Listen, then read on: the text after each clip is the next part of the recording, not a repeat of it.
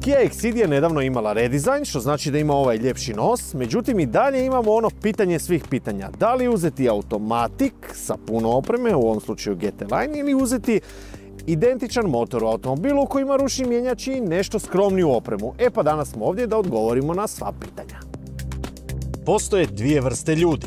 Oni kojima je dodatna oprema velika želja i oni koji gledaju strogo funkcionalnost i žele zadovoljiti neku minimalnu potrebu u tom određenom modelu automobila. Dodatna oprema je jako dobar benefit kad kupujete rabljeni, no na novom automobilu razlika u cijeni može biti znatna i preko nekoliko tisuća eura. Osim toga, kod mnogih automobila bogati paketi opreme vuku i jače motore, pa čitava cjenovna konstrukcija ode u klasu više, a to kupci često ne žele. Kod Kia je to fair, u našem slučaju oba automobila imaju jedan 5-litreni benzinac s turbom i 160 konja, neovisno o tome da li uzmete onu najslabiju ili najjaču opremu. 1.5 turbo sa ručnim mjenjačem i 160 konja, super mjera za grad, za apsolutno sve. S druge strane je 1.5 turbo sa 160 konja, dakle identičan motor, ali malo je drugačiji karakter. Zašto? Zato što automatski mjenjač poprilično mijenja način upotrebe automobila. Oni koji vole praktičnost sigurno će se odlučiti za ovaj, s time da oni koji vole ponekad stisnuti tipku Sport imat će isto svojih 5 minuta, zato što ovaj auto prilično promijeni karakter kada mu stisnete tu tipku. Šalta brže, kao da ide malo bolje i nešto je oštriji. Kakva je razlika u performansama ručnog i automatskog mjenjača? Ovako, s ručnim mjenjačem ubrzanje je mrvicu kraće, no potrošnja je mrvicu veća. Zašto? Zato jer Automatic ima takozvanu coasting funkciju, odnosno kad imate konstantnu brzinu na ravnom i na primjer pustite gas, on odvoji spojku i koristite inerciju štedeći gorivo. Da ovaj auto nema GT Line opremu, samo za Automatic sa 7 brzina trebali biste doplatiti 1400 eura, što je manje od nekog klasnog prosjeka od oko 2000 eura. Velika je razlika u izgledu između GT Line-a i klasičnog modela. Zašto? Pa zato što GT Line donosi jako puno nekakvih drugačijih detalja. Ali najveća razlika krije se unutra i zato ćemo se sada uvući u unutrašnjosti automobila da bi mi to lijepo sve vidjeli. Ako niste vidjeli GT Line, onda ćete prilično dobro reagirati na ovaj interijer, zato što sjedala izgledaju vrlo lijepo, imaju ove bočnice istaknute, imaju ovako nekoliko boja i dezena i kombinacija i to izgleda prilično onako, pa čak i malo skupo. Jedini minus interijera je što ovo izgleda malo retro, međutim jako je mekano na dodir i to djeluje onako fino kvalitetno, ima ovdje i nekakav prošav, a razmišljaj tipki je vrlo logičan i pomalo, opet retro, zato što ljudi koji vole klasične automobile i koji vole one automobile prije ove električne ere, mislim da će se jako dobro snaći u ovome.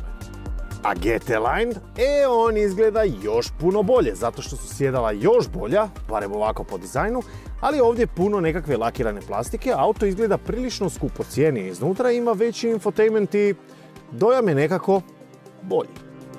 Kod Kia nema naručivanja zasebnih stavaka opreme, ali se zato auti mogu dobiti odmah bez čekanja, uglavnom u svim razinama opreme i u svim bojama. To je super ako vam se žuri, a ima nas i takvih kupaca. Činjenica je da automobil postao nešto što trebate sad i odmah za posao i ljudi sve manje kompliciraju kod odabira. Osim toga, čak i bazna oprema ima sve što trebate. Ako ste se pitali kako se izvana najviše razlikuju, evo i odgovora. Ovako izgledaju stražnja svjetla na fino redizajniranoj Kia Exceed. Ovo izgleda lijepo. A ovako izgledaju stražnja svjetla na modelu GT Line koji, izgleda puno skuplje zahvaljujući ovoj hrpici sitnih LED dioda. Eto, stigli smo i do tog stupnja razvoja da su najveće promjene vidljive više iznutra nego izvana, makoliko ova stražnja svjetla bila očita. Uglavnom, ljudima su najvažnije dvije stvari, praktičnost i cijena i ljepota tehničke jednostavnosti, barem nekima od nas. Ovo je prava bitka titana, ali pada kiša i zato bi recimo volio izbjeći ovaj automatski gepek, jer dok se on podigne ja sam već mokar. Eto, zato volim onaj obični. A ovo, hopa, unutra, gotovo, evo, suh ko barut. Eto, 426 litara je taman. Automatsko otvaranje prtljažnika je ponekad dobro, a ponekad je bolje ono klasično. Kod stražnjih klupa nema dvojbe. Test stražnje klupe. Opa! Pa ovdje ima mjesta taman.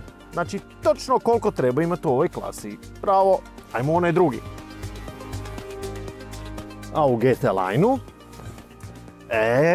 Tu već ima puno više mjesta. I to nije istina.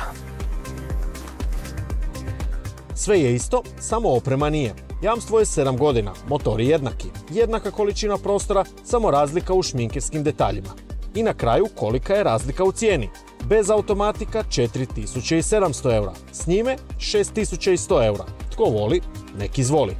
I to je bila naša tjesna borba u kojoj svaki auto ima svojih dobrih strana. Ja osobno prije bi uzeo ovaj obični, najjednostavniji, jer jamstvo je dobro, ima dobru cijenu i sve je to super. Međutim, gospodin Matija koji se ovo snima je odabrao ovaj sa puno više opreme. Pozdrav!